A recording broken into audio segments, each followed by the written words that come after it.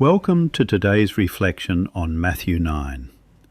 I'm Graeme Blaiklock, and in this chapter we see Jesus moving powerfully through Galilee, demonstrating his authority over sickness, sin, and even death. It's a chapter packed with stories revealing his compassion and divine authority. The chapter begins with Jesus healing a paralyzed man brought to him by friends. Jesus not only heals the man physically, but also forgives his sins, showing that his authority extends beyond physical healing into spiritual restoration. This shocks the religious leaders, sparking accusations of blasphemy. They say, "Only God can forgive sins," not understanding that they are talking to God himself. But Jesus clearly continues to demonstrate his divine authority. Next, Jesus calls Matthew, the tax collector, to follow him. Imagine the radical nature of this. Matthew, a despised tax collector, leaving everything behind to follow Jesus.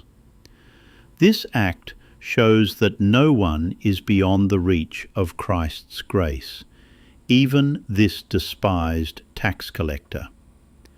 Following this, Jesus feasts with sinners and tax collectors, much to the scorn of the Pharisees. When questioned about his association with sinners, Jesus responds, "It is not the healthy who need a doctor, but the sick." He emphasizes his mission to call sinners to repentance, not the self-righteous. Then we see Jesus healing a woman who had been suffering from bleeding for years. She touches his cloak in faith and is healed. Jesus commends her faith, highlighting that faith in him is powerful and life-changing. Finally, Jesus raises a girl from the dead and heals 2 blind men and a mute man possessed by a demon. These miracles reveal his compassion and divine authority over all forms of suffering and darkness. Throughout Matthew 9, the key theme is Jesus' authority and his compassion for the broken. His mission is clear: to seek and save the lost, bringing healing and salvation to all who believe. Thanks for listening. I invite you to join the discussion. Visit our podcast super site at godstreamradio.com. There, you'll find podcasts from leading Christian authors and many Christian musicians.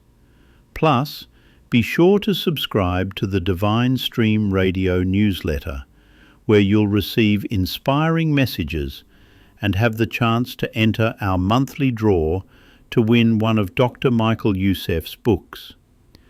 You can subscribe by clicking the link in this podcast or by visiting divinestreamradio.com directly. Let's walk this journey of reliance together. Thanks for tuning in.